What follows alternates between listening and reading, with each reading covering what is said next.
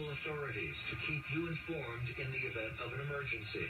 If this had been an actual emergency, an official message would have followed the tone alert you heard at the start of this message. No action is required.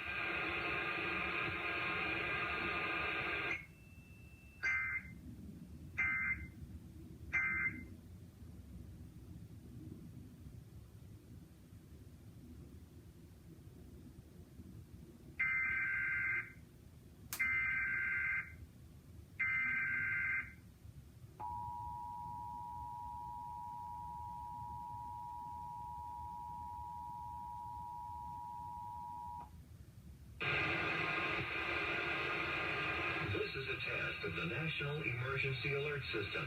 This system was developed by broadcast and cable operators in voluntary cooperation with the Federal Emergency Management Agency, the Federal Communications Commission, and local authorities to keep you informed in the event of an emergency.